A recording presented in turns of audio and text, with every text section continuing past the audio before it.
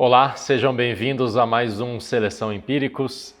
Segue a gente aqui no YouTube, deixa o joinha, deixa seu comentário, manda e-mail para a gente no seleção@empiricus.com.br.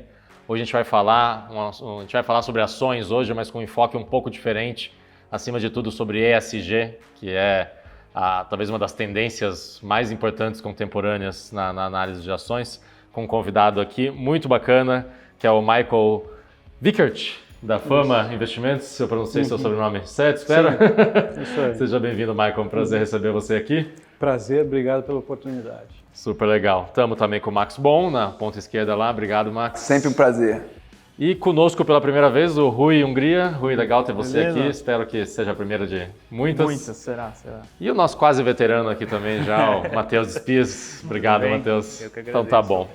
Basicamente, ESG, Michael, são 3 pilares ali que compõem a sigla, né? Meio ambiente, social e governança.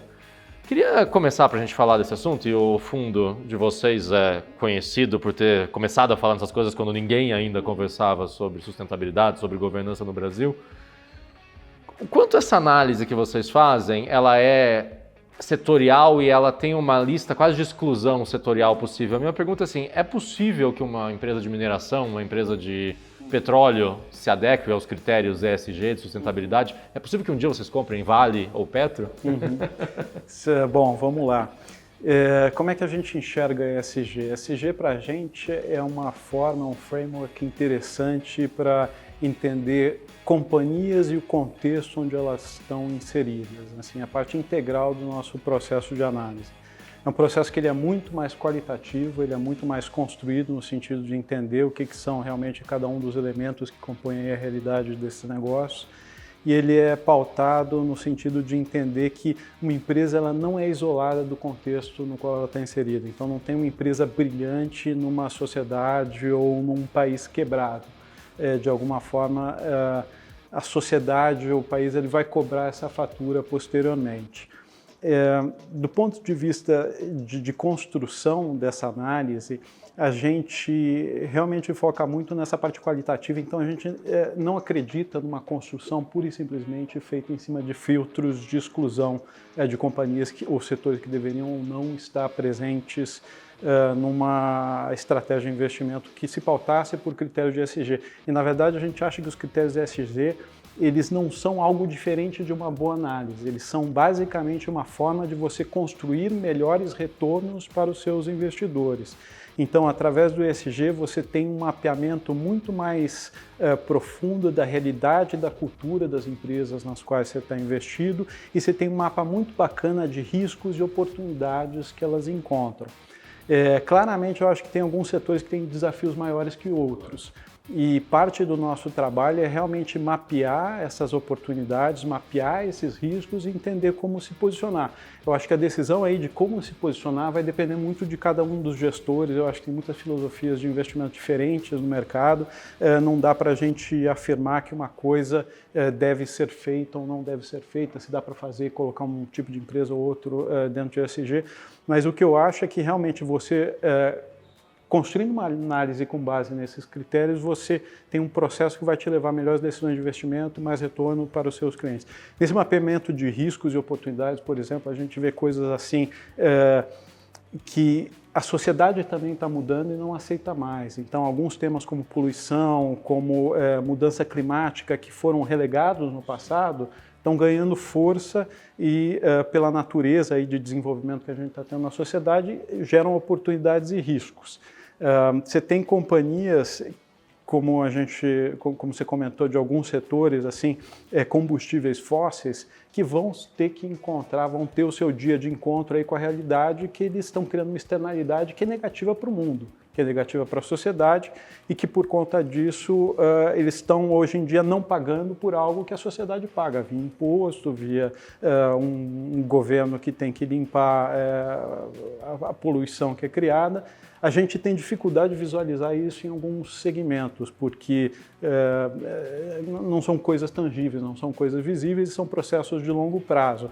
Mas, efetivamente, esse momento vai chegar e é importante a gente saber disso para tomar a decisão de investimento. E você tem o outro lado dessa realidade, que é as companhias que se beneficiam desse tipo de processo. Então, tem certas empresas que prestam serviços para a sociedade, serviços ecológicos, no sentido de capturar carbono, por exemplo, que estão no outra ponta do espectro. Uma grande empresa que florestal, uma Klabin, uma Suzano da vida. Exatamente. E em algum momento, com o amadurecimento desses mercados de carbono, vão ter uma oportunidade de monetizar isso. Então, para a gente, fazer um trabalho de análise de ESG, ele é muito baseado nisso. Você tem riscos em alguns lugares e oportunidades em outros. A gente prefere estar posicionado para capturar as oportunidades. Ou seja, resumindo o que você disse, é uma aposta de que a sociedade vai se mobilizar para cobrar das empresas que têm externalidades negativas, ou que poluem, ou que fazem qualquer tipo de... ou que têm hábitos éticos danosos, para que elas um dia paguem, e isso vai ter efeito sobre a cotação das suas ações. Esse é um ângulo extremamente importante. O outro é entender o quão sustentável, no sentido de mantido no tempo, é essa perspectiva que você tem para o negócio. Qual é o risco que você tem de encontrar rupturas por conta dessas mudanças que vão, de forma talvez material, afetar aí tua visão de rentabilidade desse negócio para frente. Queria ouvir o resto da nossa mesa sobre isso. Te preocupa que a Vale vai encontrar o juízo final? E, quer dizer, o quanto esses temas de ESG estão crescendo mais rápido do que a gente imaginaria e começam a pressionar o preço de papéis vistos como mais afastados? Primeiro, eu acho que é um tema que veio para ficar e a gente só vai cada vez mais falar mais sobre esse assunto.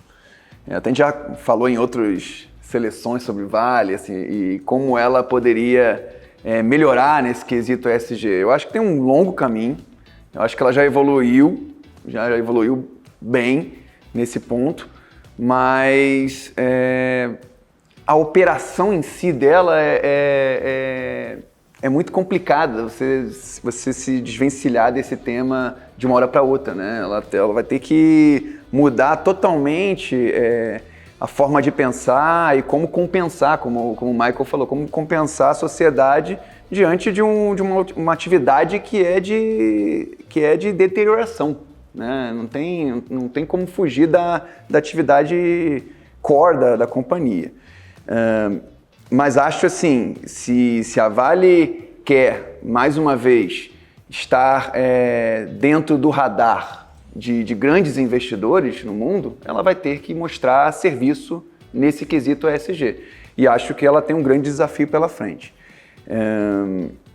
Gostaria de acompanhar isso mais atentamente, trimestre a trimestre, como a empresa vai evoluir nesse sentido, e acho que ela pode ter valor para frente se conseguir mostrar evolução nesse tema.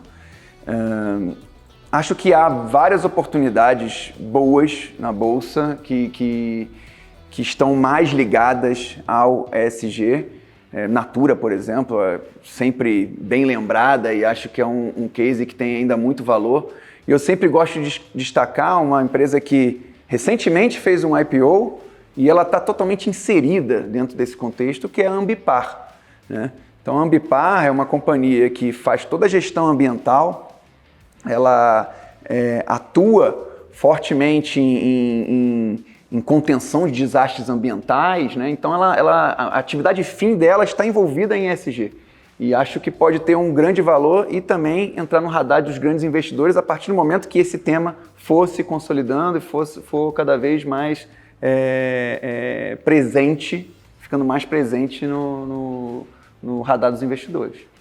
Vocês têm Vale e Natura também na carteira de oportunidades, né? Temos. E eu queria te ouvir sobre isso, e no caso de Natura, o quanto Natura tem, certamente tem méritos, mas o quanto tem um marketing, uma percepção de ESG que talvez seja até maior do que a própria essência ESG, que suponho que seja alta.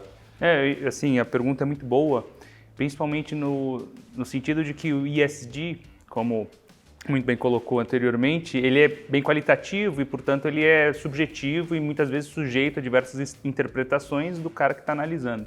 Então, o sujeito da análise é muito importante porque você vai enumerar os critérios, né, qualitativos dessa análise para apresentar. No caso de Natura, ela tem, de certo modo, diversos pilares ESG e também tem, obviamente, você não consegue ser 100%, né? As empresas estão caminhando, é uma tendência inicial que deve ser de longo prazo, as mudanças são muito graduais. Claro que tem muita retórica em tudo isso, também tem muita gente que fala que ESG, quando na realidade não é nada de ESG, né? Mas a gente tem visto um desenvolvimento e é muito importante porque ao longo do tempo, o que a gente vai ver, né, ao passo que novos entrantes, porque é um fenômeno que precisa de novos entrantes do mercado, novas gerações, gerações mais novas, gerações mais conscientes, diferentes players dentro do mercado que se importem com esse tipo de coisa, e isso é um movimento gradual dentro da sociedade, para que no longo prazo a gente veja fluxo de recursos para esse tipo de companhia. É claro que as empresas que se prepararem nesse sentido, elas vão se beneficiar, principalmente se a gente pensar, nós somos brasileiros, né, um país emergente, quando o gringo vier e ele tiver esses critérios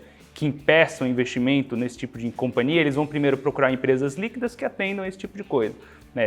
Daí entra outra coisa que a gente estava discutindo até anteriormente, que era justamente o fato de que, por exemplo, mineração e combustíveis fósseis, né, ele pode ser considerado ESG. A gente tem que entender que, pela primeira coisa, são 3 critérios, né, de avaliação, que eles podem trabalhar, como é mais trabalhoso a questão ambiental para esse tipo de companhia, a questão social e de governança, elas podem ser trabalhadas em um primeiro momento e, em paralelo, você trabalha a questão ambiental, justamente porque você captura os outros e, do longo prazo, você captura esse terceiro ponto, que é o ambiental. E também tem a questão do relativo, né? Então, quando uma empresa trabalha no relativo, o que estava anteriormente como sendo apresentado, né? Então, assim, você vai, o que o Rui tinha comentado era se você vai extrair petróleo, tem várias maneiras de você extrair petróleo, né? Então, você acaba, assim, como você está extraindo isso, importa muito, né, no produto final. No caso de Natura, é a mesma coisa, ela se propõe a ser uma empresa de varejo, né? Acaba sendo de varejo, de indústria de beleza, né? Cosmética, com esse viés de ESG. Então, na realidade, eu acho que no caso de Natura, propriamente dito, não é tão retórica. Existem outros casos que a gente poderia pontuar. Eu acho que Natura é um caso de ESG na Bolsa Brasileira. Tem muito que maturar, com certeza, assim como outras teses que são colocadas hoje como ESG.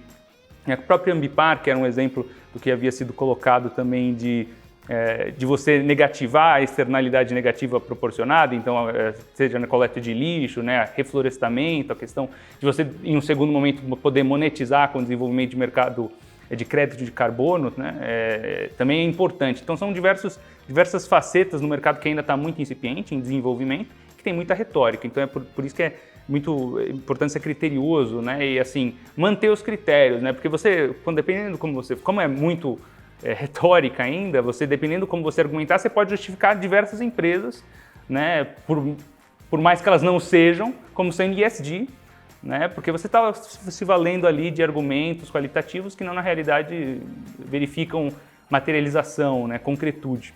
Então, acho que é nesse sentido, né. Mas tem que tomar cuidado, com certeza, porque tem muito marketing ainda, é muito inicial, né. Vocês não têm Natura ali, só por curiosidade, na carteira de vocês? Não temos. Fazer uma pergunta, você falou sobre empresas de papel e celulose, Uhum. E essas são 2 perguntas. Qual é a favorita de vocês? Uhum. E segundo, não tem uma certa frustração com esse mercado de crédito de carbono que andou muito mais devagar do que se esperava que ia andar no passado? É bacana. Bom, vamos lá. Nossa preferência no setor é por Klabin. Na verdade, Klabin tem uma conjunção de fatores ali que a gente acha muito interessante. Na verdade, se você olhar o perfil de rentabilidade da companhia, o histórico de retornos entregues pela empresa ao longo dos últimos muitos anos, você não entenderia esse business como um business de commodities. E aí eu acho que foi a primeira provocação que nos levou a entender um pouquinho melhor o que era o negócio da companhia, foi essa. Assim, você tem muito mais estabilidade do que você esperaria nos retornos da empresa, do que você esperaria num business de commodities. E isso é construído por conta de alguns diferenciais. Você tem esse diferencial do ativo florestal único que eles têm, totalmente diferenciado, de amplo tamanho, com uma parcela relevante de florestas nativas preservadas, que faz parte da integração que ele tem dessa floresta, a fábrica, a produção do papel e conversão posterior. E você tem muita flexibilidade na operação. Então você tem várias alavancas que você consegue gerenciar dentro da companhia, entre mercados diferentes, mercado interno, mercado externo, produtos diferentes, conversão, compra de aparas, uso de fibra virgem ou fibra reciclada nesse caso. Então a gente acha que essa combinação de fatores, uma base florestal totalmente diferenciada, com uma grande flexibilidade operacional, constrói um negócio que, se você não dissesse que está no setor de papel de celulose, talvez você entendesse ele como muito mais estável, ligado a um negócio mais relacionado a bens de consumo, que no fundo são os mercados finais da companhia. E por conta disso também ajudam a dar estabilidade aí no perfil de retornos do negócio. A gente acha que Suzano é uma empresa brilhante também, acho que tem um caminho assim, excepcional no sentido de construir valor aí, depois da fusão deles com a Fibria, mas assim, por conta dessa natureza de Cíclica, perfil menos cíclico, de alguém que assim, tem um perfil de gostar de mais estabilidade e consistência de retornos, sem abrir mão de duas coisas que são essenciais aí quando a gente entende a avaliação de empresas, que é capacidade de crescer e rentabilizar o seu negócio, rentabilizar de forma efetiva o capital que você coloca para trabalhar. Então a nossa preferência é por Klabin. Do ponto de vista de mercado de carbono, realmente eu acho que é algo que, se você pegar, assim, acho que já há muitos anos atrás teve uma onda de esperança que isso ia decolar, ganhar atração, e não ganhou. É um mercado complexo, ele tem realmente muitas nuances, é um mercado que tem dimensões aí políticas e geográficas globais, que tem o seu aspecto interno brasileiro, tem o aspecto internacional, mas a gente é muito otimista. Eu acho que na esteira dessas mudanças todas que a gente está vendo na sociedade e a conscientização cada vez maior que tem em torno do problema, que é a mudança climática, eu acho que a atração que esse tema está ganhando é muito grande. E eu acho que para o Brasil é algo muito positivo. Então, acho que a gente, como país, realmente deveria pensar em trabalhar para tentar acelerar esses mercados. Eu acho que o Brasil tem uma potência aí natural enorme que poderia ser monetizada através desse tipo de serviço, de captura e estocagem de carbono, através dessas boas operações florestais que a gente tem, e de evitar desmatamento e todas as coisas que a gente não gostaria de ver, mas que lamentavelmente a gente ainda vê acontecendo no país. Eu acho que vai ganhar tração. Então, nossa expectativa é uma expectativa mais construtiva do que foi no passado, mas consciente aí dos desafios, não é algo fácil. Quanto te incomoda estar amarrado nas cotações internacionais da celulose, do papel? Quando a gente olha, parte da resposta disso está em entender o perfil de retornos que a companhia entregou ao longo desses últimos anos. Eu acho que esse é um questionamento muito válido. Assim, você tem um componente da companhia que poderia ser argumentado que ele é mais ligado a commodities. Esse componente ele ficou, na verdade, ele apareceu de forma mais significativa aí em 2016 com a entrada do Puma 1, que foi um projeto brilhante no sentido de tentar criar valor em cima do ativo florestal que a companhia tinha. Ao invés de vender florestas, por exemplo, eles decidiram expandir, quase dobrar a capacidade de operação, adicionando aí exposição ao mercado de celulose internacional. Celulose é uma commodity diferente. Ela tem menos volatilidade, apesar de ser uma commodity, ela tem menos volatilidade que outras commodities, como o preço do petróleo ou o preço do minério. E a companhia também conseguiu, em parte da sua capacidade alocada à produção de celulose, focar num segmento de um produto específico que está ligado à celulose fluff, está ligado a alguns temas de consumo muito mais, com drivers estruturais muito fortes, com uma dinâmica de mercado mais específica. Que tipo de embalagem? Etc. Não, são produtos de higiene, de absorção, fraldas, por exemplo. Entendi. O mercado chinês, por exemplo, deve ser um crescimento... Em todo mundo, porque pega também a parte de envelhecimento da população, que você tem de fraldas geriátricas e melhora de higiene no mundo. Então, também no consumo chinês, ele é importante para o segmento de tixo como um todo, que pega a celulose de fibra curta, que ela também faz. Então, efetivamente, você tem alguns anteparos ali para entender os retornos desse segmento como não tão comoditizados. E aí, vale só um outro detalhe que é importante falar. A posição de custo de produção dos players brasileiros é muito diferenciada. Então, nesse sentido, você está no low cost producer mundial, te dá um colchão de uma margem de segurança para entender e gerenciar a volatilidade que você tem na commodity muito melhor. Por causa do clima e de fatores como... o clima é uma parte importante. Na verdade, a árvore brasileira tem uma produtividade muito maior que no resto do mundo por causa do clima, por causa do solo, por causa do sol. Então o eucalipto, que é importante para várias das empresas, e o pinus brasileiro, eles têm um tempo de crescimento muito mais curto que você tem em outros países, e por conta disso você tem uma produtividade melhor na fabricação de celulose e custos muito mais competitivos. Super legal. A mesa gosta de eu queria fazer uma pergunta aproveitar, fazer uma pergunta para o Michael. Você não acha que a Klabin ela está bem avançada no I e no S e pode melhorar muito no item governança? Essa é uma boa leitura. Não acho que ela está para trás, que ela teria que ser mais rápida nesse quesito? Quando a gente coloca a companhia dentro de um esquadro de ESG, claramente ela tem faz um trabalho outstanding na parte de meio ambiente, realmente é totalmente diferenciado. Só de matas nativas preservadas que eles têm, você tem o equivalente lá, acho que é 240 mil hectares, é equivalente a uma cidade de São Paulo e Curitiba juntas. Então, assim, e tem muitas outras coisas, assim, plantação em mosaico, misturando mata nativa com floresta plantada, fortalecendo o ecossistema, integrando aí na parte do S as comunidades nesse processo, via fomento, via incentivar a produção local e várias outras iniciativas. E claramente no G eles estão um pouco atrás desse espaço. Mas eu acho que tem que colocar isso em perspectiva também. A Klabin é uma empresa com mais de 120 anos. Então, muito familiar, de controle familiar, que é uma coisa que a gente aprecia nos investimentos que a gente faz. Muito do que construiu o sucesso da companhia até aqui também levou a um certo conforto de que as mecânicas de gestão elas estavam adequadas para essa realidade que a gente tem hoje. E é preciso entender isso nesse contexto. Uma empresa familiar de muito sucesso, às vezes é mais difícil você implementar alguns ângulos de governança na companhia. Mas eu acho que a gente vai dar um passo importante na melhora da governança da companhia agora, dia 26 de novembro. A gente tem uma votação importante para eliminar um pagamento de royalties pelo uso do nome da companhia, que a gente atuou fortemente para tentar conscientizar as partes da importância de dar esse passo, e eu acho que nosso entendimento dessa discussão, desde o começo dela, eu acho que já há alguns anos, em que pese toda barulho que isso gerou em relação à companhia, a gente sempre acreditou que o caminho aqui é um acordo equilibrado entre as partes.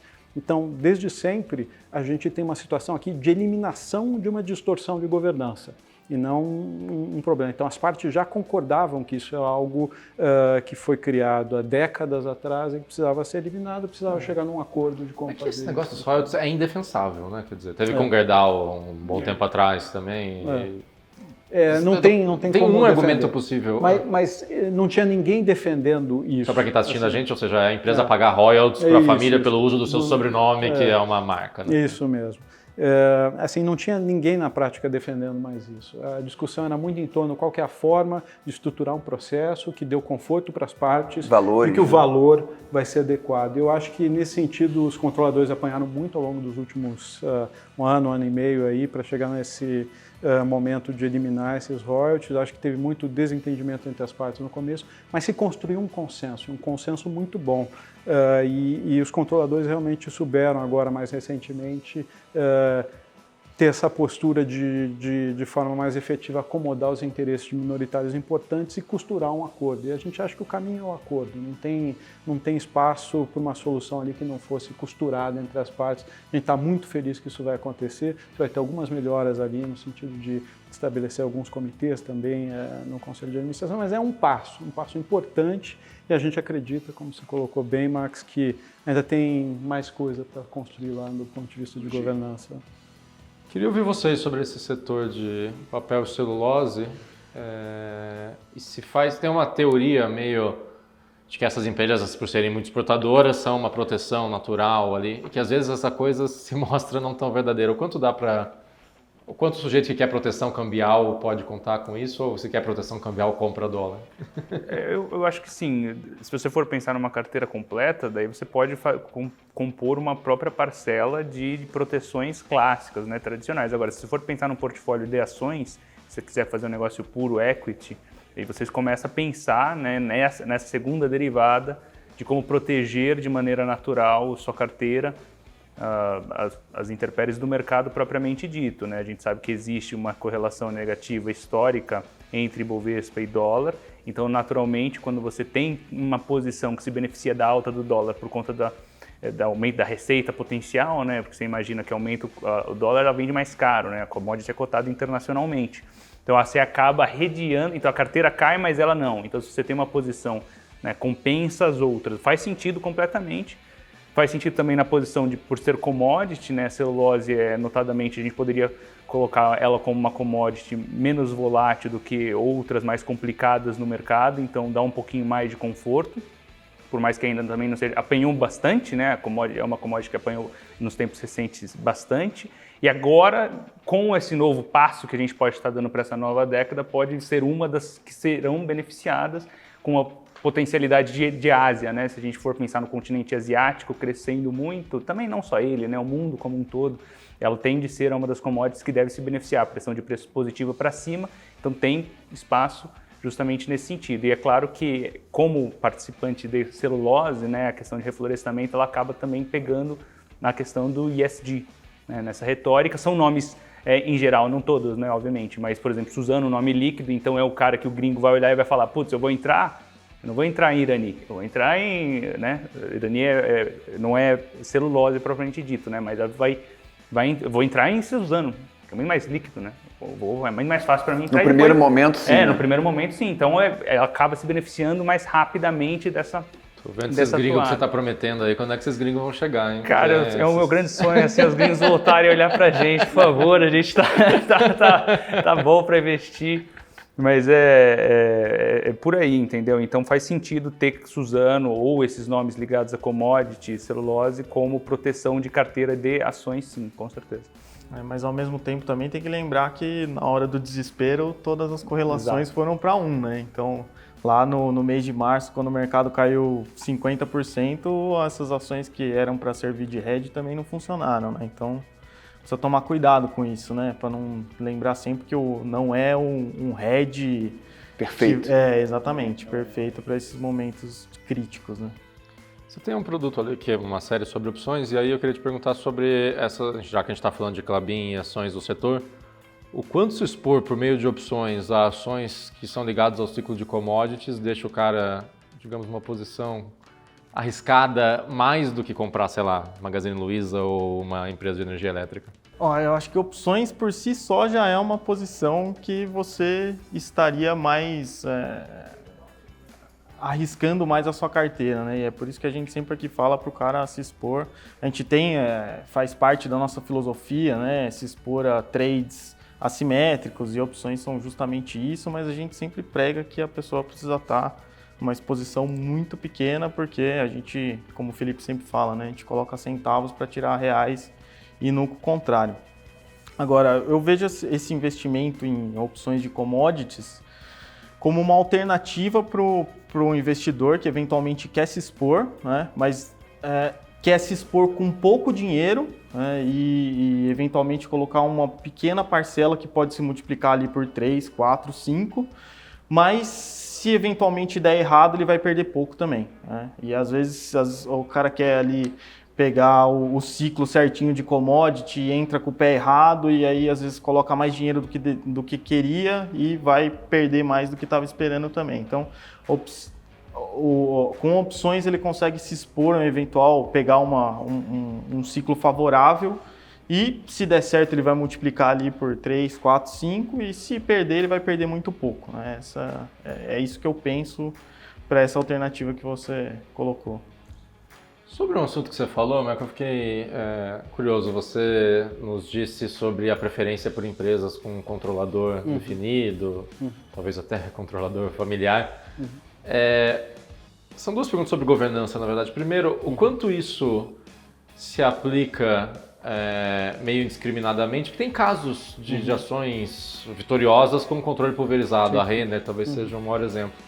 E no ponto governança, o quanto o novo mercado pode ser tomado como sinônimo de governança numa análise do investidor pessoa física ou essa é a ilusão do iniciante? Excelente. Vamos lá. Primeiro, com relação ao tema de empresas familiares, realmente não tem uma fórmula específica. Eu acho que o que atrai a gente, em geral, para empresas familiares, isso não é uma regra, mas consistentemente a gente tem visto isso no nosso processo de investimento, é que essas companhias têm um horizonte muito mais longo. Assim, por você ter famílias no comando, você tem naturalmente um aspecto de pensar no longo prazo que para a gente é muito consistente em gerar bons incentivos para você criar valor nos negócios. Então, esse acaba sendo o driver principal. O que a gente vê também em famílias é que as famílias são mais conscientes com o entorno.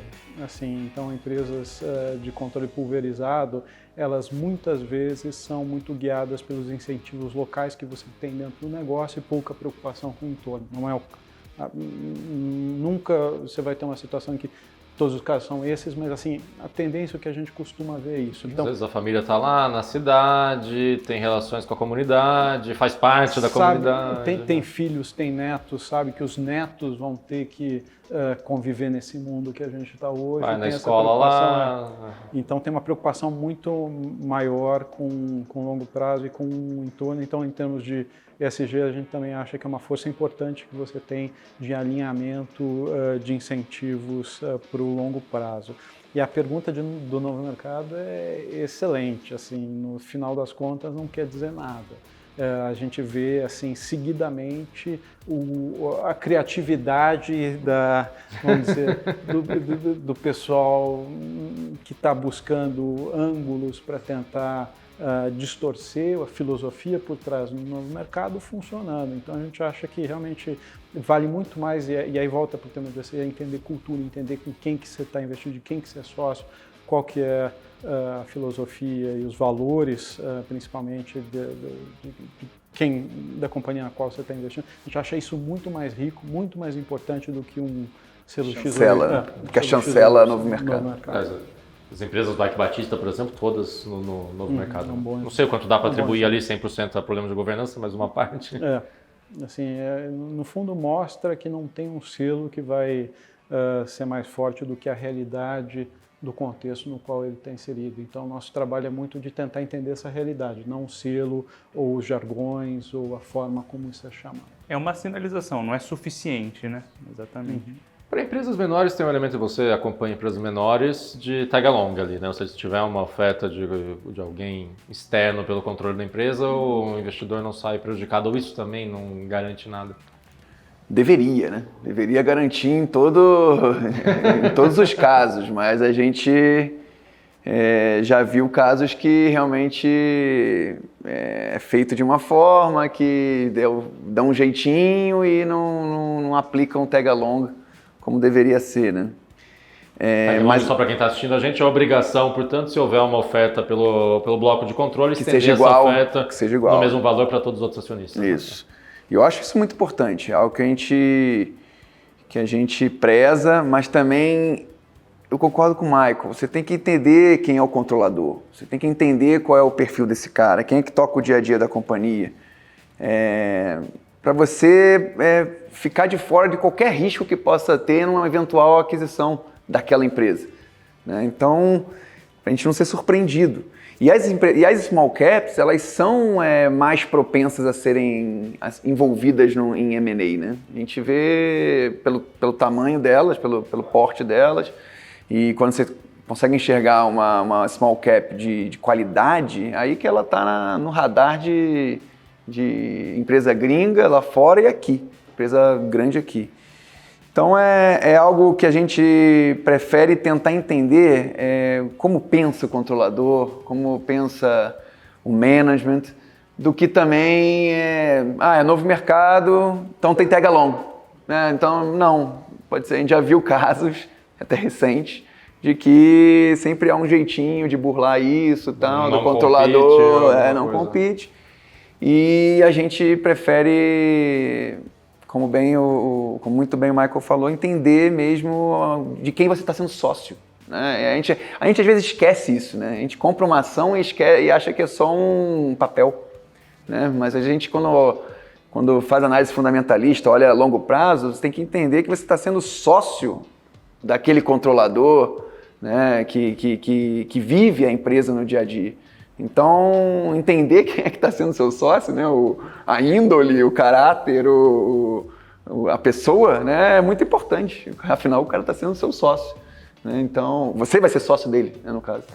Então, isso é muito importante, mais do que qualquer chancela, qualquer carimbo de novo mercado, 100% tag along, não é isso. A gente tem que entender mesmo o que pensa e como se comporta, né, o controlador. Um exemplo legal recente foi da STT, né, que muita gente comprou ação, com a Eneva tentou fazer uma oferta, muita gente comprou ação da STT acreditando que ia aproveitar essa compra e no final a STT era listada no nível 2 da B3.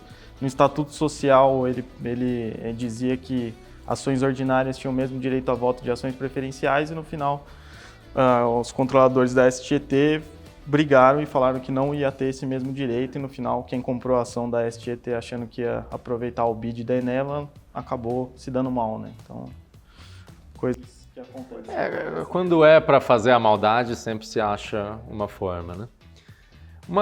Falando em empresas de que gostamos, agora eu queria promover a discórdia nesse programa, inclusive até com uma empresa que a gente já discutiu, duas empresas que a gente já discutiu aqui. Você gosta bastante, acompanha a Localiza, certo? Queria que você convencesse o Max porque ele tem que vender tudo que ele tem de Movida lá e comprar a Localiza. Bom, vamos lá. Vamos começar pelas convergências. Assim. O que eu acho é que realmente a gente vê uma perspectiva brilhante para o segmento, do ponto de vista de crescimento, né? Eu acho que tanto pela introdução da tecnologia com os aplicativos, quanto pela mudança nos hábitos de uso, né, com a migração da propriedade para o serviço, a gente tem um potencial aberto gigante para as empresas do setor de rent-a-car. Assim, são centenas de milhares de carros que podem vir para essa frota pelo lado aí de aplicativo ainda, e a gente vai começar a competir aqui num mercado que vai disputar com o novo, que é um mercado de ordem de grandeza, eu acho que deve ser uns 2 milhões a 3 milhões de carros por ano. Se você pegar um pedaço pequeno... De aplicativo, isso? Não, 2 a 3 milhões de carros vendidos por ano, de carros novos no mercado brasileiro. Sim. Entendi. Competir com esse mercado. Então. Se você pegar um pedaço pequeno desse mercado e conseguir trazer isso para o carro por aluguel, você vai ter um impulso enorme para a frota alugada que a gente tem de RAC no Brasil. Deve estar na faixa aí dos seus 400, 500 mil carros.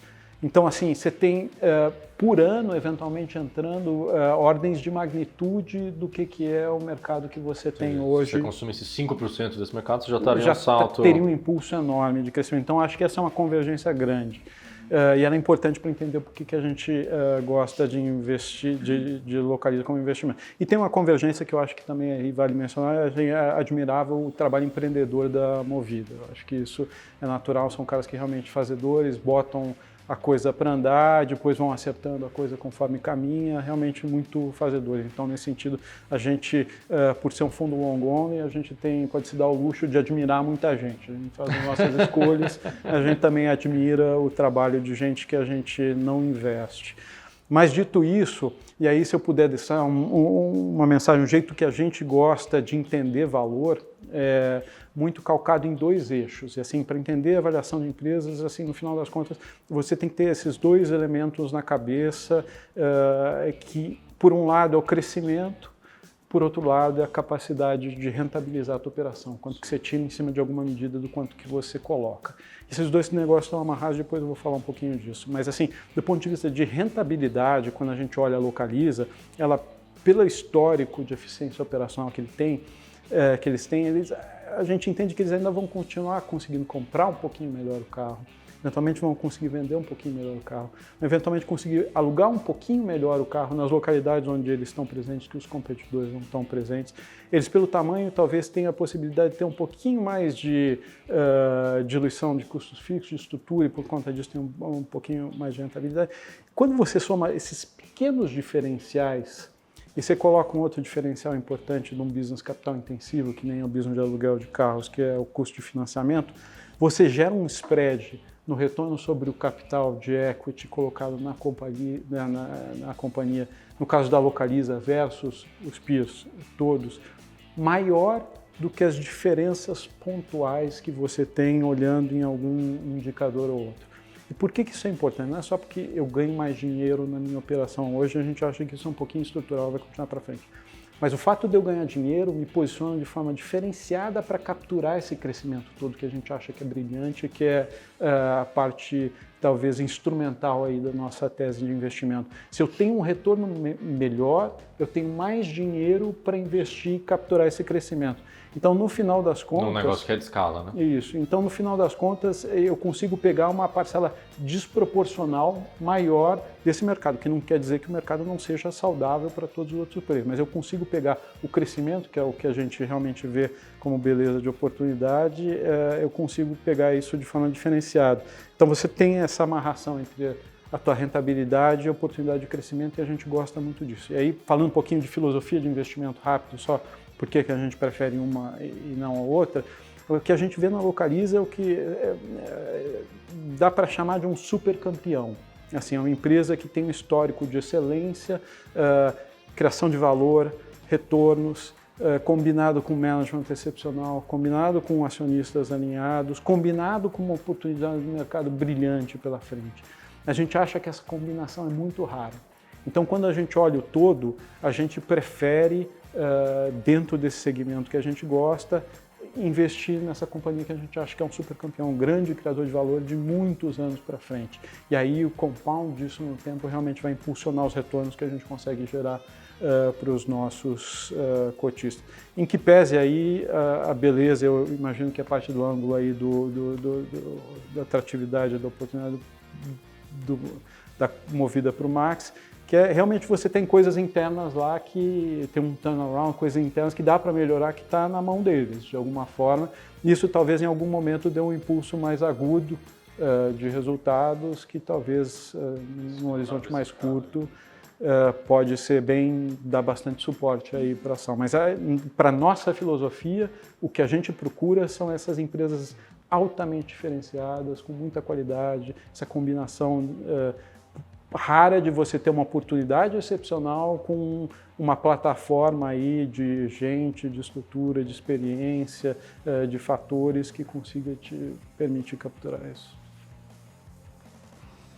Vou defender meu peixe aqui? Mas é óbvio. Vamos lá. Eu conto sempre essa história. Há 2 anos atrás, há 2 anos, a gente foi lá na Movida e a gente ouviu isso do management deles. A gente sabe onde a gente errou, e a gente sabe o que a Localiza faz muito bem e a gente vai fazer parecido. Vamos tentar chegar no que a Localiza é. Então eu ouvi isso do cara e não acreditei naquele momento. Mas aí eu comprei a ideia de ver uma melhora trimestral e ver se isso realmente ia acontecer. E exatamente esse gap gigantesco que tinha a Localiza para a Movida em termos de qualidade, ROIC, né? Que a gente começou a ver que estava evoluindo, trimestre a trimestre. E aí a gente viu a estratégia, realmente eles sabem onde eles erraram e parece que tem um caminho, há uma estratégia bem definida. E como esse gap era muito grande, a gente identificou que era ali que tinha o grande potencial de valorização. Se ele encurtasse esse gap, em termos de qualidade, rentabilidade, para a Movida, que é o benchmark do setor, aquilo ali ia ter um reflexo tão positivo na ação que naquele momento valia a pena você apostar. E aí, quando a gente enxergou aquilo, o papel estava R$ 6,50, R$ 7,00 na época, e hoje é um papel de R$ 20,00. E trimestralmente, com consistência, ele tem cada vez mais chegando perto da Movida. Né? Exatamente. Ele não quer ser melhor, ele quer ficar mais próximo da Movida. E aquilo ali já indicava um grande potencial de valorização. Então a gente viu que poderia acontecer, acreditou e a gente está sendo bem sucedido. E eu acho que tem ainda muito potencial. Isso foi lá atrás. Agora olhando para frente, né? O que a Movida fez recentemente que pode ainda destravar um grande valor para ela? primeiro business de seminovos, que era o grande calcanhar de Aquiles da companhia e que parece que eles Não conseguia vender aquele negócio. não conseguia vender, era detrator de margem, não atingia break-even e hoje já entrega margem positiva. Parece que eles conseguiram botar esse segmento nos trilhos. E toda a questão também de inovação. Eu acho que isso foi um dos grandes pontos positivos da Movida. Lá teve rapidez de inovação, de app, de como entregar uma melhor solução para o cliente. E eu acho que isso também pode ter um reflexo mais positivo para frente. E com a fusão Localiza e Unidas, muita gente fala, putz, o cenário vai ficar ruim para a Movida porque os outros têm melhor poder de barganha na hora de compra junto às concessionárias, mas a gente tem que entender também que pode ser que tenha menos competição ou uma maior racionalidade, porque você tinha mais players ali competindo, né, em termos de preço do rent-a-car, e hoje, mais à frente, vão ter dois players, ou seja, um oligopólio, né, e talvez tenha menos guerra de preços. Né? Então isso pode ser positivo para a Movida lá na frente. Isso é uma pergunta que eu ia fazer para vocês. Eu entendo muito a hipótese de que o hábito do consumidor pode migrar para o aluguel em detrimento da propriedade, que o Uber e todas essas coisas, mas esse não é um setor em que a competição por preço é decisiva e sempre vai ser. Porque eu imagino o cara chegando no aeroporto lá, quer dizer, os carros são parecidos, a loja é uma do lado da outra, a experiência de alugar um carro não é tão diferente. No fundo, esse pessoal não vai estar sempre se matando por margem, sempre se Quando você matando por tira preço. um player dessa briga, acho que vai ter mais racionalidade. Né? Isso que eu estou analisando. Né? Você tirou, eram 3 caras que brigavam ali, saiu um, vai ficar, né? Localiza e Locamérica vão ser uma coisa só. Então, eu acho que vai continuar a briga, mas acho que vai ter mais racionalidade nessa competição, esse ambiente competitivo. Não sei o que o Michael... O que eu diria é que esse é um mercado muito competitivo, mas é uma competição saudável. Então, os players eles têm consciência da necessidade de gerar retornos e eu acho que isso é importante. Então, acho que você está correto, vai continuar bastante competitivo. Não é um business que a gente vê espaço para você gerar situações de grande prêmios de retorno, mas o que a gente vê é um business onde você vai ter essa combinação muito saudável de retornos adequados num ambiente competitivo e saudável, com muito crescimento. Isso já aconteceu pouco tempo atrás, quando todo mundo brigava entre si, e no final todo mundo perdia e no final todo mundo aprendeu, né? Que assim, não adianta você ficar brigando por preço Um assunto para a gente avançar aqui quase para o final do nosso programa, que tem menos a ver com as ações brasileiras, mas eu queria te ouvir sobre isso, Michael, e ouvir o resto da mesa, que é quase A pergunta é a seguinte: estamos aqui preocupados com o futuro do planeta, com carbono, com emissões e com a transição tecnológica. A minha pergunta é, Elon Musk e a Tesla, gênio, brilhante, vai salvar o mundo ou um marketing verde superestimado e talvez tenhamos coisas mais bonitas a admirar por aí que não são tão aplaudidas? Eu não sou a melhor pessoa para te responder isso, mas o que eu posso te dizer é o seguinte: o produto do carro elétrico eu acho que é excepcional. Acho que tem um papel importante para a sociedade para frente, então isso aí sem dúvida é uma contribuição, acho que inequivocamente positiva. Agora, do ponto de vista do que é a forma com que ele toca o negócio, eu acho que tem muitas questões aí que são mais complicadas de endereçar. Não sou a melhor pessoa para te ajudar nessa resposta. Mas pela forma meio enlouquecida que ele gera... Eu acho que esse é um ângulo. O outro é a falta de preocupação com gente, que eu acho que ficou evidente em alguns momentos da pandemia. A pandemia foi um período muito rico aí para a gente entender a cultura, cabeça, filosofia de muita gente. Esse é um ângulo, mas... Umas declarações meio malucas no Twitter sobre dados da companhia, que também não sei se estão de acordo com os principais guias de governança, né? Valores, né? Acho que talvez Acho que o Michael diferença. São valores que a gente pode talvez questionar. Nas companhias em que a gente gostaria de ter como sócio. Assim, sobre o Elon Musk, ele é muito polêmico.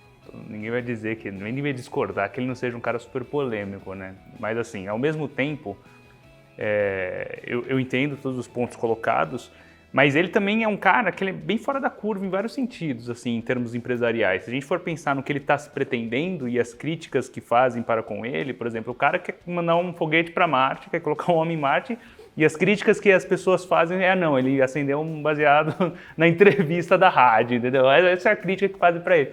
Então, assim, eu acho que tem... Eu sabia que você era o Elon Muskete. Eu não sei Não, porque... assim, não, é porque ele é um obcecado, assim, ele é um cara super obcecado que ama o que faz ali, ele tá querendo, ele tem um sonho, ele quer fazer.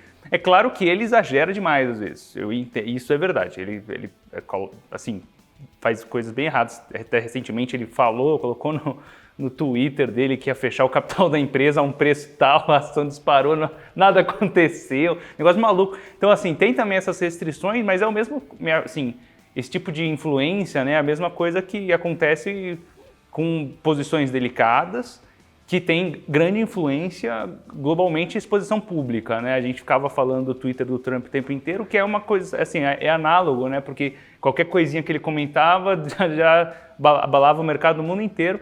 E aconteceu com o Elon Musk em proporções bem menores, né, obviamente, mas o que ele colocava no Twitter dele, assim, dava um choque nos preços das ações dele. Mas, assim, eu acho que não tenho nada contra os objetivos da empresa, eu acho que tem um propósito muito bom, tem um potencial. É um tipo de coisa que, assim, não dá para mensurar um pouco de preço, né, se a gente for pegar, assim, a análise fundamentalista de Tesla. Você não vai colocar um preço, né, para comprar ou vender Tesla, pelo contrário.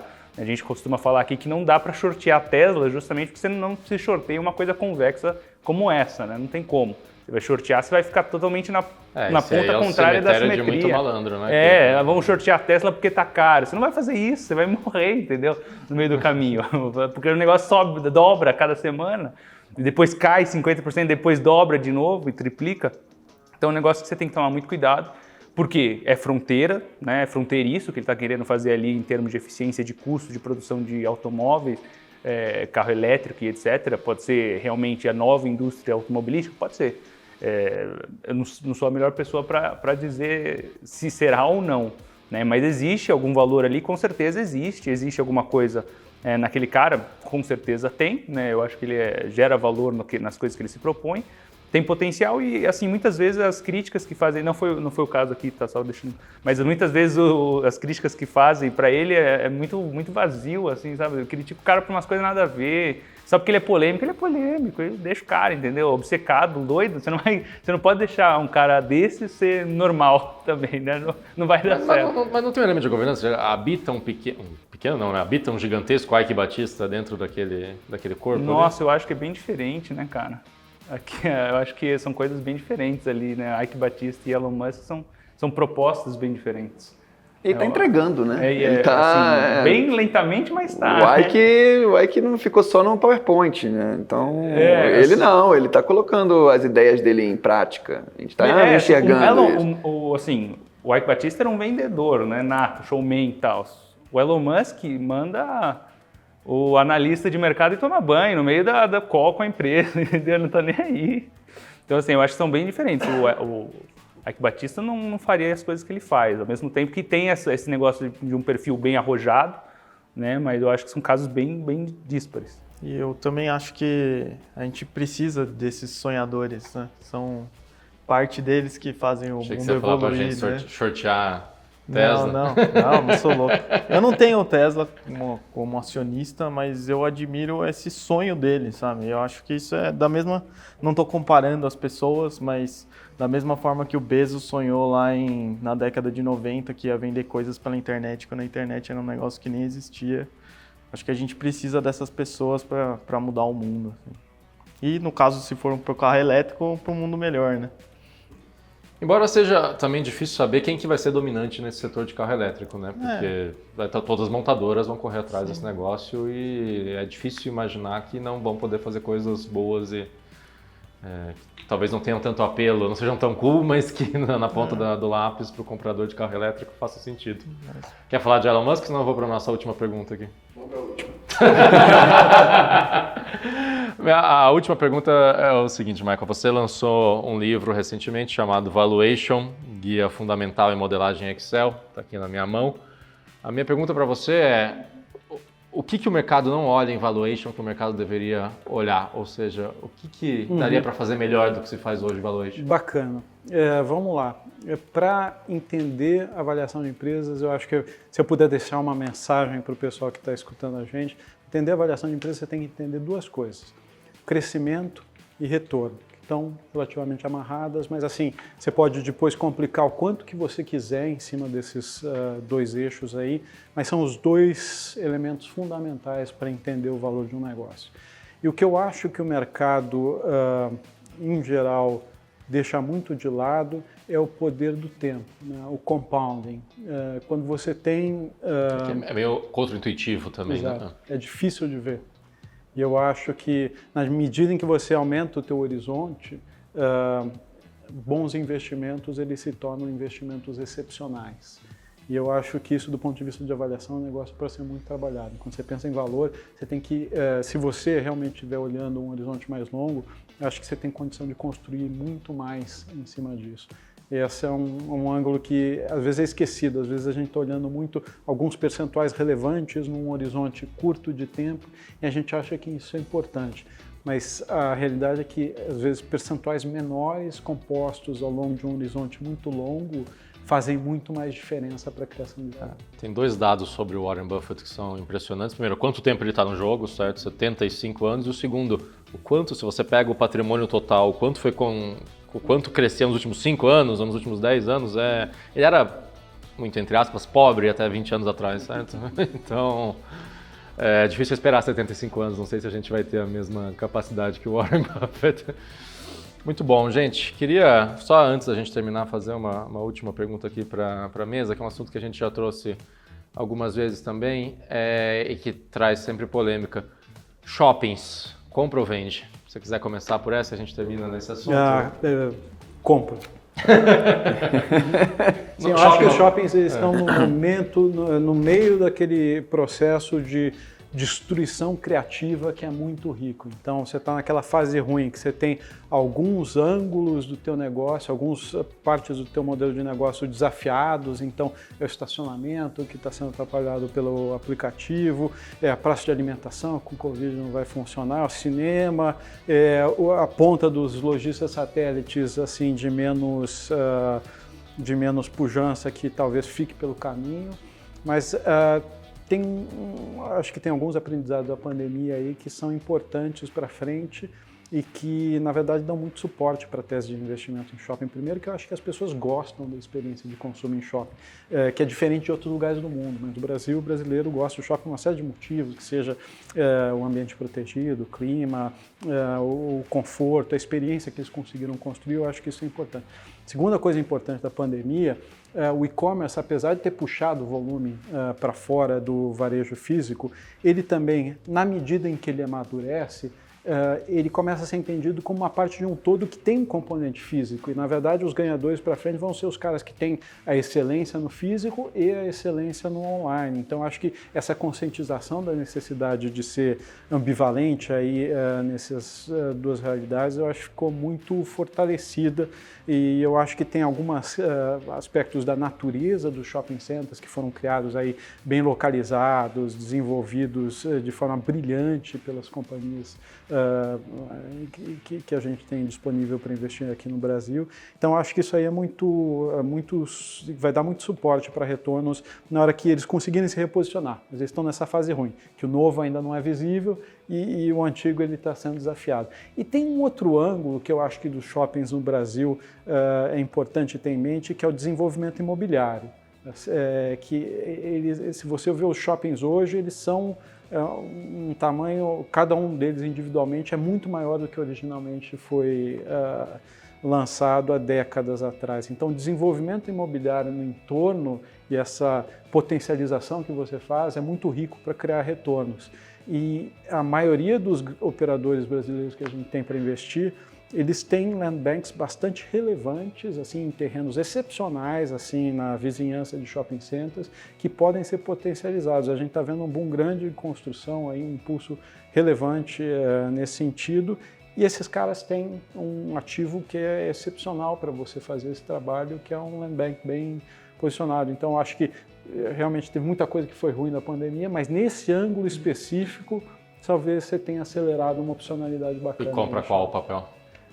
A gente prefere Iguatemi, dentro das opções que a gente tem em bolsa. Eu acho que Iguatemi tem um ângulo interessante também que eles podem desenvolver, estão fazendo um trabalho bacana, que é o 365, que é a plataforma marketplace online deles. Eu acho que durante muito tempo se imaginou que luxo, alto padrão, não iria migrar para o online. A gente está vendo que não é isso, que o consumidor é um consumidor inteiro, mesmo o consumidor que consome luxo, produtos de alto padrão, ele também quer ter a experiência do online, quer ter experiência boa. E esse é um espaço em que não é um espaço natural de ser ocupado por caras grandes marketplaces que você tem por aí. Estão fazendo um trabalho muito bem feito do ponto de vista de qualidade, em termos de construir essa plataforma. Ainda não tem materialidade econômica no negócio deles, mas essa também é uma opcionalidade interessante que a gente vê para frente. Vocês têm Iguatemi ali, tem o Gereissati, na verdade, Temos, né? Gereissati Participações, no final é a mesma coisa, né? Holding, controladora da Iguatemi, e comprador de shoppings, né? Tá na carteira. Mas preferimos os nomes de maior qualidade no setor, está passando por um momento de estresse, naturalmente a gente preferiria alguma coisa com maior estabilidade, né? A Iguatemi acaba se destacando, uma empresa que sempre gerou bons resultados, gere bem o próprio portfólio de ativos de maneira inteligente, um negócio bastante robusto que a gente tem ali e tende a se recuperar numa retomada. Agora a gente está conversando também não só retomadas, né, reabertura da economia, mas também possibilidade de vacinas, elas tendem a se beneficiar no curto prazo, mas também os ativos de qualidade no longo prazo eles se mantêm, então é uma tese para manutenção na carteira, para captura de prêmio de risco do setor, muito bacana de se ter, comprador do setor, com certeza.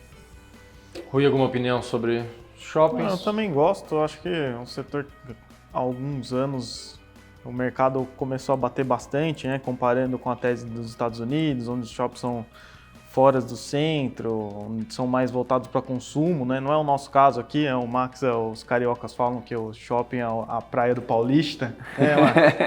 E é bem isso mesmo, né? Você sempre vê as pessoas indo para o shopping nos grandes centros.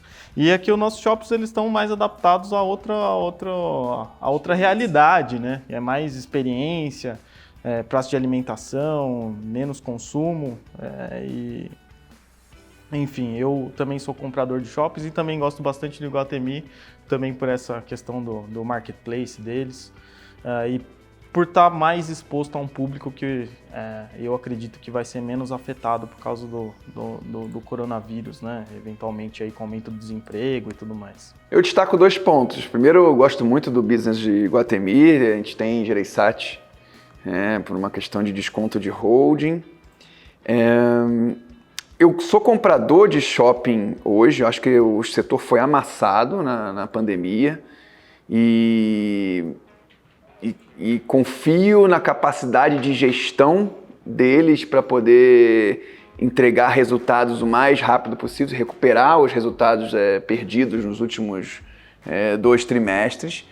Eu só tenho uma preocupação com o futuro, que até o Michael destacou aqui, né? A gente não consegue ver ainda como é que vai ser essa dinâmica, lojas âncora ganhando espaço nos shoppings, como é que isso pode afetar a receita de aluguel lá na frente. É algo que me preocupa no longo prazo. Acho que no curto prazo é um setor que vai andar, que foi amassado e que tem muito a ver com atividade econômica. Então, no caso de uma vacina, foi o exemplo hoje, né, do pregão de hoje, estamos falando da segunda-feira, né, da última segunda-feira, e foi o caso hoje. Os setores que são mais ligados à atividade econômica foram muito bem, shoppings hoje voaram. Mas eu me preocupo mais com o longo prazo, né? Vamos tentar entender como é que vai ser essa dinâmica, né? E eu queria só para agregar aqui uma recomendação, eu gosto muito de Aliansce Sonae. Por quê? Porque é a mais barata do setor, é a menos alavancada, né? E vejo muito Aliansce Sonae para Iguatemi e Multiplan esse espaço como eu vi lá atrás movida para Localiza. Eu acho que a Aliança Sonai entende que o benchmark é Iguatemi e Multiplan e tem muito espaço para melhorar em termos de qualidade, de operação. Então talvez esse espaço de melhora possa se refletir positivamente na ação. Então talvez a Aliança Sonai pode ser a movida do momento no setor de shoppings, né? Se aproximando mais de Iguatemi e de Multiplan. Muito bem. Bom, esse foi mais um Seleção Empíricos. Agradeço muito a presença de todos vocês. Michael, obrigado mesmo por ter vindo. A lição aqui hoje é compre locadoras, compre shoppings e o Elon Musk a gente discute outro dia a nossa opinião sobre ele. Escreve pra gente no seleção@empiricus.com.br, deixa a sua curtida aqui, comenta, isso ajuda a gente a espalhar esse vídeo e levar esse conteúdo financeiro de primeiríssimo nível para a maior quantidade possível de pessoas. Semana que vem a gente está aqui de novo. Muito obrigado. Tchau.